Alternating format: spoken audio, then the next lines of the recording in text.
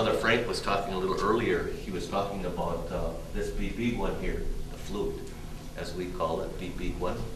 Ween Bob got it's hollow. Bagune one tim got ma me pio o.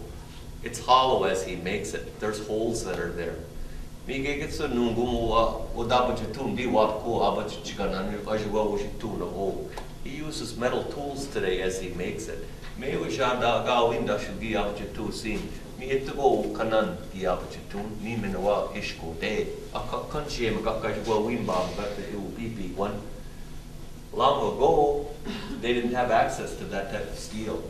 Instead, what old people used, they used bone tools. They used the coals of the fire and would actually burn the material. And as Frank said earlier, maybe rocks or bone tools. And in that process, then the big one was hollowed out. Okay. So this is just one example of how, again, the ancient people, not just Ojibwe people, but all ancient people, what they did was they came to learn and understand how it was that life could be easier. How can we do things more efficiently? How can we do things more effectively? And so as we examine Native American art today, these are the things that we have to consider. We consider what are the materials and what are the processes. And what I will also remind you of is that, as was an elder of mine reminded me, what he talks about is he talks about the ongoing evolution. And the ongoing evolution, for instance, in my area, we talk about one of the areas I'm involved in, canoe building. And in the art form, in the functional craft of birch bark canoes, the ongoing evolution that occurs. How can we do things more effectively? How can we do things better? And so again, in that particular art form long ago, again, there were no steel tools. It was all raw materials. It was a very labor-intensive thing that took place. But in the end, that birch bark canoe floated on the lake. And it floated on the lake, and it continues to float on the lake today. And hopefully it will continue to float on the lake 100 years from now. So today I wanted to just, as we open up the box here, what we're going to see is we're going to see some examples of different art forms. And today we're very fortunate that we were able to secure a couple of items on loan from George Brown Museum here in Lac du Flambeau. And it's just a snapshot of a couple different types of art forms that have been deposited there. And what I'll remind you of is that, again, as we look back in time, and I was thinking about my sister Sandy here as she sits here, and for some reason I went right to Josephine, her grandmother. And I thought about her grandmother, and her grandmother was a very skilled artist. She was a very skilled artist. And why I thought about that was because the other issue, or not the other issue, the other reality is one of economics. Unfortunately, it's the green frog skin that makes the world go round today. Okay, we all got to put gas in our vehicles, got to pay the light bill, gotta pay this, pay that. Every time we turn around, pay. That's the way of the world today. And so economics has also been a factor early on for not only Ojibwe people, but all people. And so again, the history of art, the history of our local artisans has been that there was a time, and I remember the time, but basically what happened was the pricing and the economics associated with the art world basically mirror the economics of the American economy. During the Depression, nobody had any money. so as a result of that, then it was very difficult for local artisans to make profits. As World War II ended and there was more opportunity, more industry, Detroit took off, lots of cars, all of these things. What that translated to then was greater tourism in northern Wisconsin, more folks coming up north, and so as a result of that, that gave people an opportunity to sell artwork. Today, what I can tell you is that there are many skilled artisans that live in the north. Unfortunately, there are also levels of skill and levels of desirability in terms of what's being created. Some of the most fantastic art forms that were created long ago are now sitting in museums. They were bought for pennies. Why? Because people like Sandy's grandmother didn't have anything, nothing. Gawing gego, as we say it in our language. Didn't have anything. And so she would work until her fingers were bloody to create maybe a couple pairs of moccasins, and then she'd turn around and sell those for $2 so that she could maybe buy a little bit of food, or maybe make sure something was taken care of. And that was the reality. That was the reality. And the reality was that today, unfortunately, those days are gone forever. Today, what we've got is as artisans in the world today, I'm seeing more of an awareness, and the awareness today that our local artisans are at today. It's that we understand. Number one, what does it take to produce a piece of art? What does that take? It takes time. It takes materials. And it also takes a skill level, a skill set.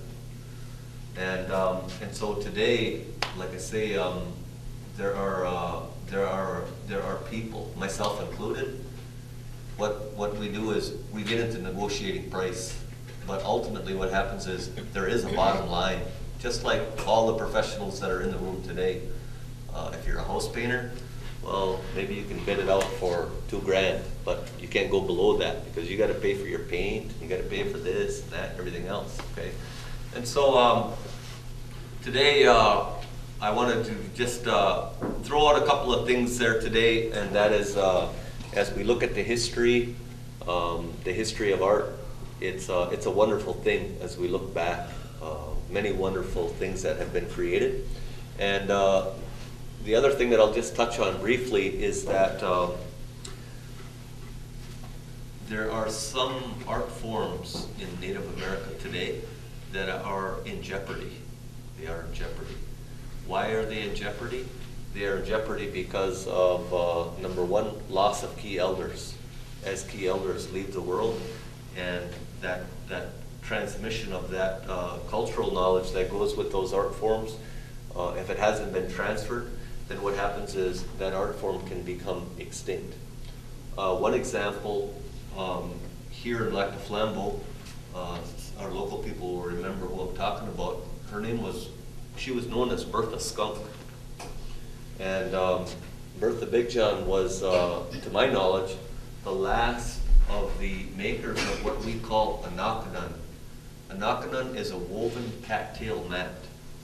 And today, if you want to see woven cattail mats, you will likely find them in museums. The Smithsonian's got a ton of them. It's a wonderful mat that was traditionally created for thousands of years by Ojibwe people. The bulrush would be cut at a certain time of the year. The bulrush would be, then it would be boiled, and it would be dyed with natural dyes. From that point, when the dew was on the grass, the women would weave these mats in specially designed shelters. And today, that's one of the art forms that, to my knowledge, no one in the community no longer does. But that doesn't mean it's gone forever, okay? Because of the I guess if you want to call them living examples that still exist, there's still that opportunity. And through, I know some of the funding sources that exist in the world today that talk about young artisans and the potential to reconnect to those types of endangered, extinct, or diminishing art forms. Those possibilities do exist for the future. So I'm very hopeful that those types of things will we will be able to reconnect to, and we will see those things once again become viable in our territory. So I'll quit rambling on. Anyone have any comments or questions? Yes, sir. Are those the same mats that you use for the wigwam? They would be used on the floor within the wigwam. Okay. Don't confuse this mat with the sides of the wigwam that would be used. Those would be cattails. Those would be cattails in the summer lodge. Bulrush. Bulrush is a round plant. Oh, grows about so high. Harvested usually, well, you could probably get them now. They're probably starting to turn a little bit now from green towards brown. Yes, ma'am? Why did the Ojibwe never get into pottery, especially since we have such a clay soil? Or did they? Yes. They Yes, ma'am. Oh. Yes, ma'am. Again, there's much, we just had this discussion the other day, and the discussion goes with, there's a lot of questions. For instance, and as an example would be, in the spring, every spring, we make maple sugar. Every spring. We've been doing it for hundreds and hundreds of years. And people say, well, how the heck did those Ojibwe people make maple sugar? They didn't have kettles long ago. Okay. Well, believe it or not, there are other ways to boil sap, and one of those was in those vessels. If you look on the map of Ojibwe country, it's very vast territory. And the history of the Americas, in addition to just Ojibwe country, is that if you look at the ancient Americas, there was, and still exists yet today, a very vast trading network that takes place. Long ago, people would produce, for instance, in our territory, we produce a lot of wild rice. Well, that wild rice was a barter type object. And we would take that wild rice to other tribes, tribes to the south perhaps, that were growing corn. And we would take that rice and we would trade with the tribes to the south for corn. So yes, pottery did and does exist in Ojibwe country yet today. The point I was making about on the map is there's a place called Wabigan, it's known as White Earth, Minnesota. Wabigan in Ojibwe is clay, the white clay that is used for creating pottery. Any other questions? If not, I'm going to have Greg take some stuff out of the box here, and we'll see what kind of surprises. These are actually, this looks like probably a belt for a small child, perhaps. Yeah. And so this is what they would use on their waist, like so. They would tie things to it. And it's a lot of work to make these. I don't know if anybody here has ever seen these made, but they're, where I grew up, there was a lady who grew up across the block from me. Her name was Elizabeth Vetternick. And she knew how to make these. And if I used to be friends with her son, I'd go over there some days and she'd have one of these tied up to the back of a chair. She'd be sitting there like that, hollering at us across the house to be quiet, you know. And so these are very dear to our people here in Lac du Flambeau. How old do you think that is? This one, it's hard to say. looks like new, but I'm sure. Well, for those of you that look in, again, for those of you that peruse museums or Native American auctions, what you'll see is you will see the history of fabric in this country.